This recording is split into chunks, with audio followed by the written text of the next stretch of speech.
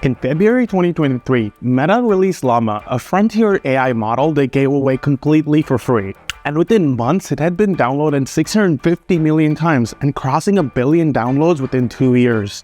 And developers and startups around the world were building businesses and apps on top of it.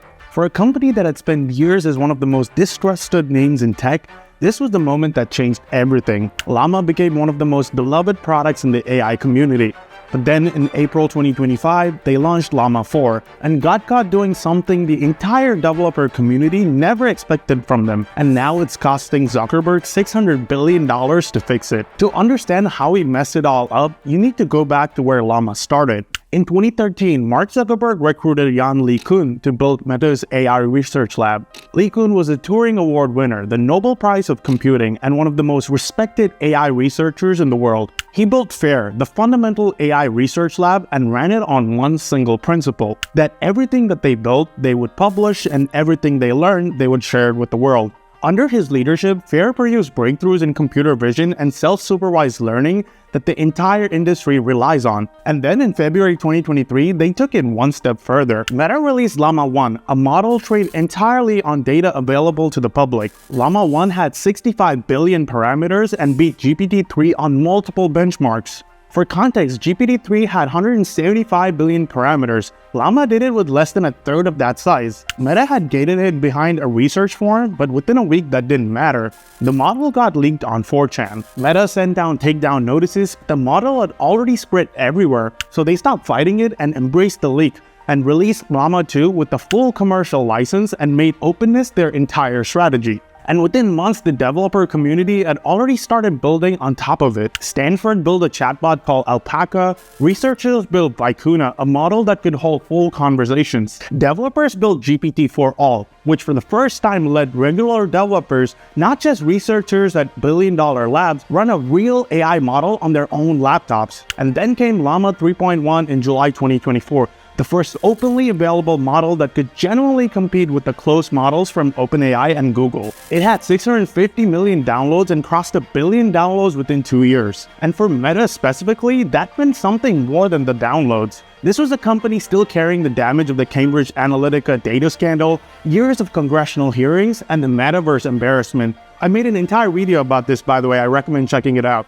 Llama had given Meta something no PR campaign could ever manufacture: the genuine trust of the developer community. But the trust had one big condition: Llama had to stay the best free option available. And by late 2024, a small Chinese AI lab most people in Silicon Valley had never heard about, quietly making sure it wasn't happening. DeepSeek v3 dropped on December 26, 2024, and the AI industry had never seen anything like it. You see, comparable models from Meta, OpenAI, and Google cost hundreds of millions of dollars to train, and DeepSeek v3 matched their performance at a reported $5.6 million.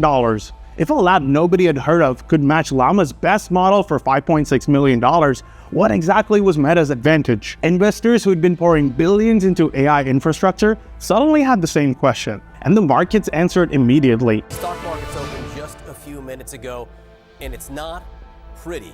Nvidia alone lost nearly $600 billion in market cap in a single day, one of the largest single-day drops in stock market history. Inside Meta, Zuckerberg ordered 4 internal war rooms of engineers to reverse engineer how DeepSeek had done it. Teams were pulled from existing projects, and the goal was to figure out how a smaller, less resourced team had closed the gap that was supposed to protect Llama's position. The competitive advantage Meta had spent 2 years building had been eliminated in one weekend by a company nobody had seen coming. And now the pressure to ship Llama 4 was no longer about staying ahead. It was about proving to investors that all the spending was worth it. You see, good research takes time, but investor patience doesn't, and that tension is exactly what broke everything. So in April 2025, under enormous pressure to prove Meta could still compete, they launched Llama 4. And the moment it launched, something went very wrong. You see, Llama 4 dropped on a Saturday. Most major AI releases almost always launch on a Tuesday or Wednesday, with coordinated press briefings, blog posts, and analyst calls. A Saturday drop with no press cycle meant one thing: Meta didn't want anyone looking too closely into things. Meta's launch materials claimed that their new model Maverick beat GPT-4o and was competitive with DeepSeek v3 on coding, reasoning, and multilingual tasks. And the community did what open source always does. They didn't take Meta's word for it, and they tested it themselves. and within hours, the results started coming back. One developer ran Maverick through Ada Polyglot, a widely used community coding benchmark, and Maverick scored just 16%. For context, Claude and DeepSeek were scoring between 50 and 70% on the same benchmark, and then someone checked the context window claim. You see, Meta had marketed a 10 million token context window. Tokens are essentially the chunk of text an AI can process at once. 10 million would be like feeding it an entire library. But independent testing found the model degraded sharply past 256,000 tokens. The number was technically possible, but practically useless. And then came the Llama Arena discovery. Llama Arena is a platform where thousands of real users blind test AI models head-to-head and vote on which gives the best responses. It's one of the most trusted community rankings in AI. Maverick had ranked number 2 in the world on it, right behind Gemini. Except the version submitted to Llama Arena wasn't the model that anyone could actually download and test it. It was named Llama 4 Maverick 326 Experimental, a specially tuned version built specifically to perform well on human preference votes. Meta had submitted a secret model to public leaderboard and compared it against publicly available competitors. Nathan Lambert, a prominent AI researcher at the Allen Institute, dug into Meta's own download page and confirmed it. The model Meta submitted to the leaderboard was not the model they released to the public. And then someone noticed that there was no technical paper. You see, every single previous Llama release had included one, a full breakdown of the architecture, training process, and the methodology.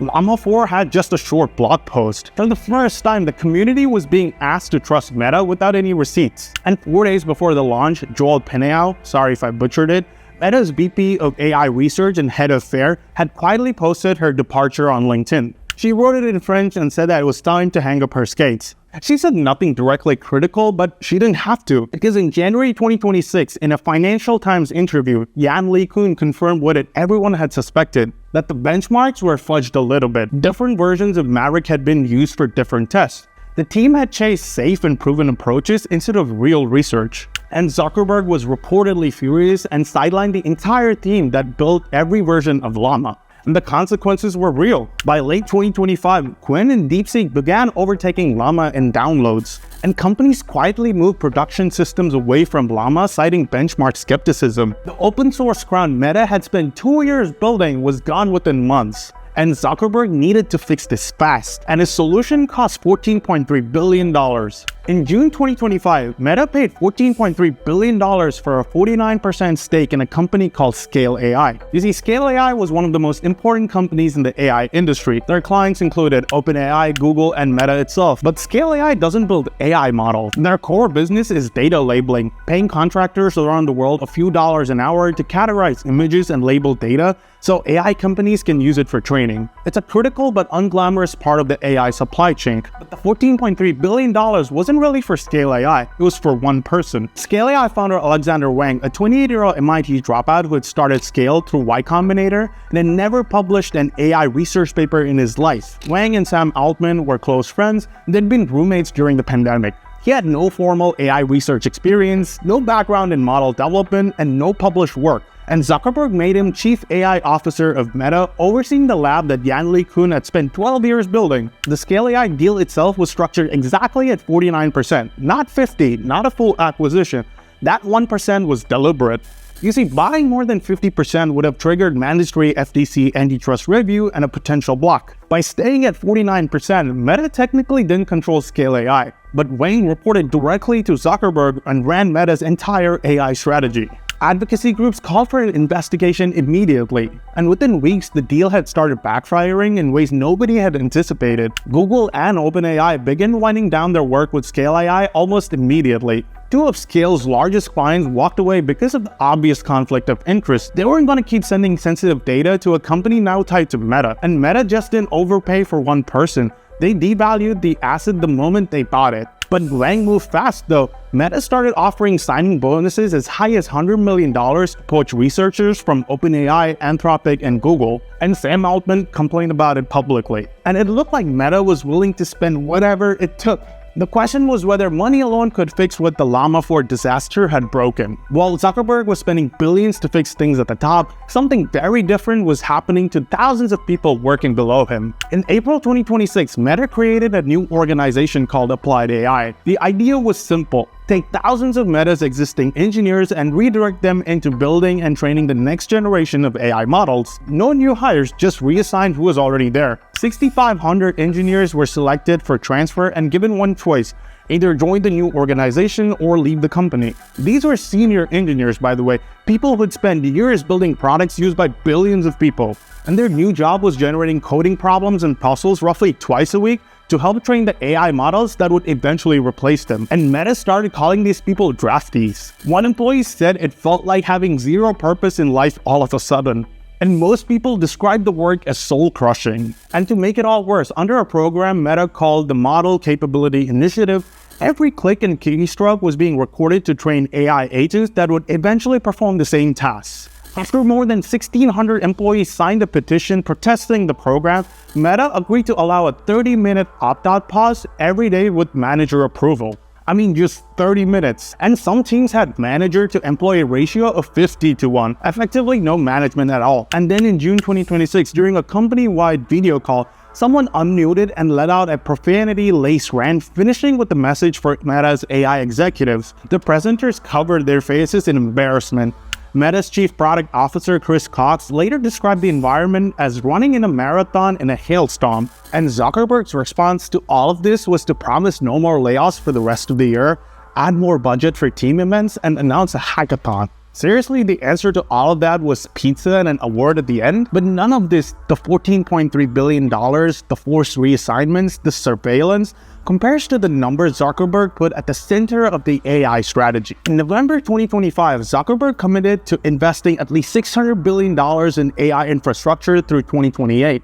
When the announcement was made at a White House dinner with Trump, a hot mic caught Zuckerberg saying he wasn't sure what number he was going to go with. I mean, the biggest infrastructure bet in tech history was apparently decided at a dinner table. To understand what $600 billion actually mean for Meta, you need to look at the trajectory. In 2021, Meta's total capital expenditure was $19 billion. By 2025, that had grown to $72 billion, and in 2026, it's projected to hit around $125 to $145 billion, nearly an 8x increase in 5 years, almost entirely driven by AI infrastructure. And unlike Microsoft, Google, and Amazon, Meta has no way to offset that risk. You see, Microsoft has Azure, Google has Google Cloud, and Amazon has AWS. All three can build AI infrastructure and sell that compute capacity externally, turning their investment into revenue. And Meta has none of that. Every dollar spent on data centers has to be justified entirely by improvements to their own products. I mean, there's no safety valve. And we've seen this movie before. Reality Labs, the division behind the metaverse, has roughly burned through 80 to 90 billion in cumulative losses since 2020 against just $4 to $5 billion a year in revenue. Once again, I made an entire video about this, by the way. And at Meta Connect 2025, Zuckerberg tried to demo the AI glasses live on stage. He attempted to answer a WhatsApp call on them, and it didn't work. He tried again, it still didn't work. Reality Labs is what happens when Zuckerberg chases a vision without near-term validation. The AI bet is 8 times larger. And in April 2026, we got our first look at what $600 billion is actually supposed to produce. Meta has launched its long-awaited new AI model called Muse Spark, originally codenamed Avocado. Meta released Muse Spark, their flagship closed-source AI model. It scored 52 on the Artificial Analysis Intelligence Index. For context, GPT 5.4 scored 57, Gemini 3.1 scored 57, and Claude Opus 4.6 scored a 53. So Meta fell behind every single one of its main competitors. And their API launch was delayed for months due to bugs. And it still generates no meaningful direct revenue. And the person who saw all of this coming left a warning on his way out the door. In November 2025, Yann LeCun, Meta's chief AI scientist and the man who built Fair, left the company. And 2 months later, he sat down with the Financial Times and described Alexander Wang, the man now running everything that he built. He said that he was young and inexperienced, with no experience of how research actually works or what would attract or repel a researcher. Then he turned to the strategy itself. He said that Zuckerberg is betting $600 billion on the idea that scaling large language models, making them bigger and training them on more data, will eventually produce superintelligence. And LeCun fundamentally disagrees with this. He said that LLMs can process language and recognize patterns, but they have no understanding of the physical world. He also said that they have no ability to reason about the cause and effects, no common sense in the way humans actually have it. And you can make them bigger, but you can't make them understand reality. And LeCun placed this in a much bigger context. You see, since the 1950s, every generation of AI researchers had predicted they were 2 steps away from human-level intelligence. Marvin Minsky in the 60s, Frank Rosenblatt with the first machine learning, generation after generation, they all got it wrong. And LeCun believes that this generation, betting everything on LLMs, will be remembered the same way. And his warning was direct. He said that if you invested in a company whose entire strategy was based on the idea that LLMs will reach human-level intelligence in the next few years, you should probably ask for your money back. Since leaving, LeCun founded AMI Labs, focused on building what he calls world models, AI that learns to understand physical reality rather than just predicting text. And this venture has raised over $1 billion and became Europe's largest ever seed round at a $3.5 billion valuation. The man who built Meta's AI lab is now building what he believes comes after it. So, do you think Zuckerberg's $1 billion bet pays off, or it'll be the same as the metaverse? Drop it in the comments below. Subscribe and I'll see you in the next one.